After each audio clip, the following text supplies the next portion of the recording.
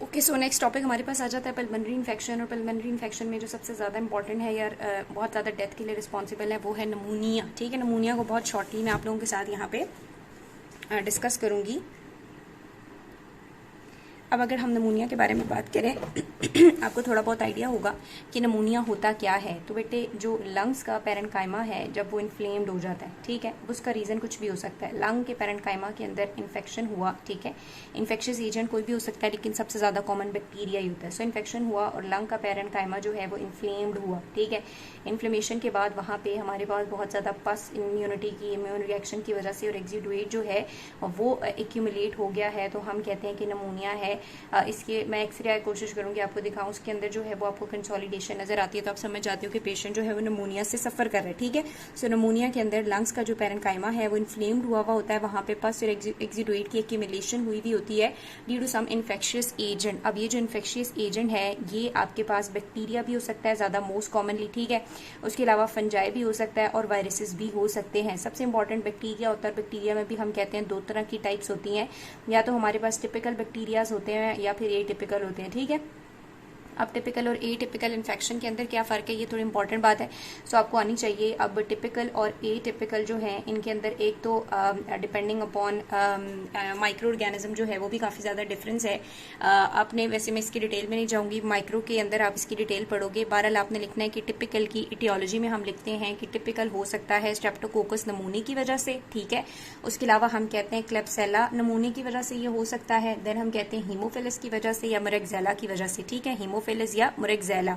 सो Streptococcus है, क्लेब्सिला है, उसके बाद हमारे पास हीमोफिलस है या मोरेक्सेला। ये चार जो हैं ये टिपिकल नमूनिया कॉज करती हैं। और ए टिपिकल नमूनिया के अंदर हमारे पास होता है माइकोप्लाज्मा, क्लमीडिया, लेजिनेला और कुछ वायरसेस, ठीक है। सो माइकोप्लाज्मा, क्लमीडिया, लेजिनेला और कुछ वायरसेस ए टिपिकल नमूनिया कॉज करते हैं। अगेन ये माइक्रो की डोमेन है। टिपिकल के आपने याद रखना है कि इसका बड़ा एक्यूट ऑनसेट होता है, जबकि अगर हम ए टिपिकल की बात करें तो लेट ऑनसेट होता है। इसमें पेशेंट को हाई ग्रेड फीवर होता है, यहाँ पे लो ग्रेड फीवर होता है। इसमें उसको जो खांसी आती है और उसमें जो बहुत ज्यादा बलगम भी आता है, सो हम कहते हैं पेशेंट को प्रोडक्टिव कफ होती है, क्योंकि खांसी के साथ बलगम आता है, जबकि यहाँ पे हम कहते हैं ड्राई कफ होती है, ठीक है। टिपिकल की वजह से होता है, इसकी वजह से पेशेंट जो है वो चेस्ट पेन भी बताता है, प्लूराइटिस की कंप्लेंट्स होती है। यहाँ पे चेस्ट पेन नहीं होता और ये जरा ज्यादा स्पेयर होता है और ये लेस स्पेयर होता है। कुछ इस तरह के इनके डिफरेंसेस हैं जो आपने माइक्रो में पढ़े हुए होंगे, ये आपको अच्छे तरीके से आने चाहिए। बहरहाल मैं बात करी थी नमूनिया जो है वो आपके पास क्या होता है, लंग पेरेन्काइमा की इन्फ्लेमेशन को हम कहते हैं। अब नमूनिया को दो तरह से जो है वो हम क्लासिफाई करते हैं, ठीक है। सो इसकी क्लासिफिकेशन जो है वो आपने याद रखनी है। क्लासिफिकेशन इसकी होती है दो तरीकों से। एक तो हम इसकी एनाटॉमिकल क्लासिफिकेशन करते हैं, यानी कि लंग के कौन से रीजन को ये इन्वॉल्व करे। दूसरा हम इटियोलॉजिकल क्लासिफिकेशन करते हैं, यानी किस वजह से हो रहा है।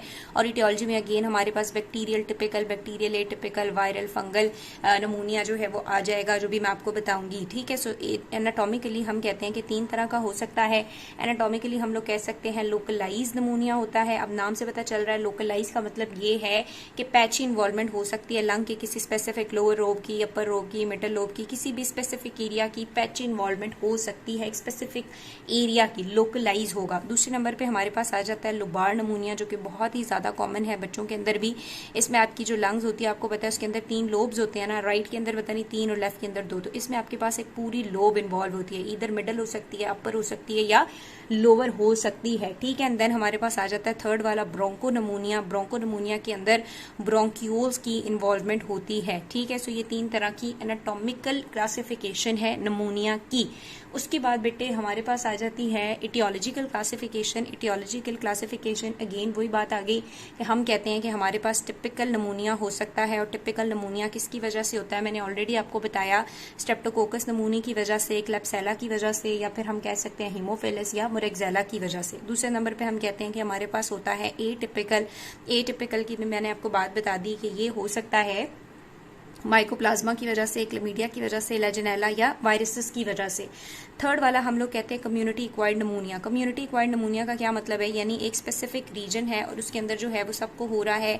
जैसे वायरस कोई फैल जाता है, जैसे कोविड फैल जाता है, इस तरह हॉस्पिटल के अंदर अगर करीब किसी एक स्पेसिफिक टाउन में हॉस्पिटल है तो वहां पे हमारे पास 4-5 बच्चे जब आ रहे हैं सेम नमूनिया की कंप्लेन के साथ, तो फिर हमें समझ आ जाती है कि ये ऐसा नमूनिया है जो एक स्पेसिफिक कम्युनिटी के अंदर फैल रहा है। फिर हम वहां पे कोई एक मैनेजमेंट प्लान बनाते हैं, फिर टाउन के जो भी ऑनर्स वगैरह से बात करते हैं, इस तरह की सारी मैनेजमेंट प्लान बनाया जाता है। बहरहाल कम्युनिटी एक्वायर्ड नमूनिया जो है हॉस्पिटल के बाहर से यानी कम्युनिटी में से आपने लिया है, और इसकी ज़्यादातर रीजंस हो सकती हैं, इन्फ्लुएंजा वायरस ये कॉज कर सकता है, या एवियन फ्लू वायरस या स्वाइन फ्लू वायरस जो है वो ये कम्युनिटी एक्वायर्ड वायरस जो है ये कॉज करता है। ठीक है, उसके अलावा वो कहता है कि हमारे पास कम्युनिटी एक्वायर्ड है तो हॉस्पिटल एक्वायर्ड भी तो हो सकता है। सो पेशेंट हॉस्पिटल में आया हुआ है अपने रूटीन चेकअप के लिए या किसी और डिजीज के साथ, और उसको एडमिट किया गया, और एडमिट होने के बाद जो है वो क्या हुआ, 48 आवर्स के बाद उसको नमूनिया अगर डेवलप हुआ विद इन हॉस्पिटल, तो फिर हम कहते हैं ये नेजोकोमियल या हॉस्पिटल एक्वायर्ड नमूनिया है। और इसकी ज्यादातर इंपॉर्टेंट जो रीजंस हैं वो हमारे पास स्ट्रेप्टोकोकस या एक्टिनोबैक्टर हो सकता है। देन ऐसा भी होता है वेंटिलेटर एक्वायर्ड नमूनिया भी होता है, यानी कि पेशेंट को जब वेंट के ऊपर शिफ्ट किया गया उसके बाद उसको नमूनिया हुआ, एंडोट्रेकियल इंट्यूबेशन करते हैं वेंटिलेटर के ऊपर, तो 48 आवर्स या उसके बाद अगर हो गया तो फिर हम उसे कहते हैं कि वो वेंटिलेटर एक्वायर्ड नमूनिया है, और इसकी भी इंपॉर्टेंट काज एक्टिनोबैक्टर होता है। ठीक है, अब ये जो स्पीशीज है ना, मैं इनकी डिटेल में इतना ज्यादा नहीं जाऊंगी। अगर आप बुक के अंदर एक टेबल देखो तो ये टेबल भी उन्होंने बताया हुआ है कि हमारे पास जो पेशेंट है ये हो सकता है बैक्टीरियल नमूनिया के साथ, जिसके अंदर उन्होंने सारी टिपिकल और एटिपिकल वाली जो है वो लिख दी हैं। उसके बाद कम्युनिटी एक्वायर्ड, जैसे मैंने भी बताया आपको कि ये इन्फ्लुएंजा की वजह से होता है, पैरा इन्फ्लुएंजा की वजह से, यानी जो या स्वाइन या एवियन फ्लू की वजह से जो कम्युनिटी से हुआ है। देन नोजोकोमियल को हम हॉस्पिटल एक्वायर्ड भी कहते हैं। देन एस्पिरेशन नमूनिया भी होता है, जब कोई चीज़ एस्पायर कर ली जाए, ठीक है, सांस की नाली में चली जाए तो उसकी वजह से भी नमूनिया हो सकता है। क्रॉनिक नमूनिया हमारे पास जो है वो ज़्यादातर नोकार्डिया या एक्टिनोमाइसिस वगैरह कॉज करते हैं। देन वगैरह है नेक्रोटाइजिंग नमूनिया भी हो सकता है, यानी जिसने लंग्स के अंदर जाके बहुत ही ज़्यादा नेक्रोसिस वगैरह स्टार्ट कर दी है। एंड देन कुछ लोग होते हैं इम्यूनोसॉम्प्रोमाइज, उसको हम फंगल भी कहते हैं। कुछ लोगों की इम्यूनिटी काफ़ी ज़्यादा वीक होती है, जब इम्यूनिटी वीक होती है तो फंजाई जो है वो अटैक करते हैं, जैसे कि न्यूमोसिस्टाइटिस हो गया, या फिर हमारे पास इन्वेसिव एस्परगिलोसिस हो गया, या कैंडिडियासिस हो गया, तो उस टाइम भी नमूनिया हो सकता है। ठीक है, सो इम्यूनिटी रिलेटेड भी होता है, लेकिन अगेन इसमें सबसे इंपॉर्टेंट सिर्फ ये वाला, अगर आप ये कर लेते हो तो मोर देन एनफ है। अब यहाँ से बुक में से अगर मैं बात करूंगी तो ये जो अब इन्होंने स्पीशीज लिखना स्टार्ट कर दी है कम्युनिटी एक्वायर्ड नमूनिया के अंदर, सबसे पहले स्ट्रेप्टोकोकस नमूनी है, देन हीमोफिलस है। अब ये चीज़ आपने माइक्रो में पढ़ी भी है, बैक्टीरिया वगैरह की इन्होंने क्या स्पेसिफिकेशन दी है ये मैं आपको नहीं पढ़ाऊंगी। इंपॉर्टेंट चीज़ है यहाँ पे नमूनिया की मॉर्फोलॉजी, सो वो मैं आपके साथ अभी डिस्कस करती हूँ।